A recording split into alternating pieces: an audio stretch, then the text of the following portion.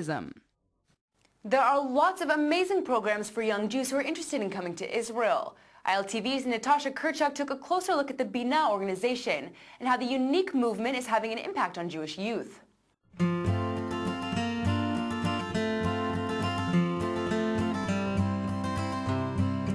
Every year, hundreds of Jewish youth from around the world make their way to Israel to do volunteer work with the BINA organization. Along the way, they rediscover their Jewish identity as they take part in the only secular Jewish yeshiva in the Holy Land. BINA is known as a Jewish movement for social change, and the organization brings together young Jews to take part in special programs dedicated to building Jewish pluralism and a just society in Israel. I'm from Paris, France. I'm from Barcelona, Spain. I'm from Stamford, Connecticut. From Tikkun Olam to Gap Year, BINA offers an array of opportunities for young Jews from around the world to connect with Israel through volunteering. But perhaps the most special thing that BINA has to offer is its secular yeshiva. When we look today in the Jewish world, we see that the majority of the Jews are non-religious. In Israel, almost 50% of the Israelis are Chilonim, secular Israelis. And when you look on the Jews around the world, so they belong to many streams, but mostly the young people, the Jewish identity is non-faith-based. So we thought the time has come to open a secular yeshiva. BINA is a very interesting organization because you can live your own Judaism as you want. I wanted to reconnect a bit with my Judaism because I wasn't practicing so much in Barcelona, and also like to spend a whole year in Israel. It sounds really good. I can tell you from first-hand experience as a Jew that's lived outside of Israel that it can be really hard to come to terms with your Jewish identity. Being able to come to Israel and sit down alongside Israelis to learn about what it means to be a Jew can be eye-opening, and it's clear it's had a profound impact on the students here. I grew up my whole life in Orthodox day school, and a lot of people from my community were going to yeshivot and to seminaries this year. But I wanted a little bit of a different experience. I wanted a different type of Judaism. I think I've really been able to explore a lot more, and I think I've been able to question a lot of things, which were always kind of things that were taboo in my home community.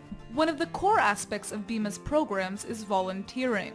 Because whether you're a religious or a secular Jew, social justice is a key facet of Judaism. This is your responsibility as a Jew, and it's to do volunteer work in an afternoon center to help poor people to become better citizens and to succeed at school. It's part of our Jewish practice. One of the two volunteering placements is with elderly people in Shchonat Tikva. I also want to do Aliyah, and they did Aliyah like a long time ago, and it's interesting just to share the stories. While the young Jews visiting Israel may perhaps be having the greatest learning experiences of their lives, so are the Israelis who they're working with. We can study a lot from those Jews coming from abroad about our own identity and beliefs and belonging.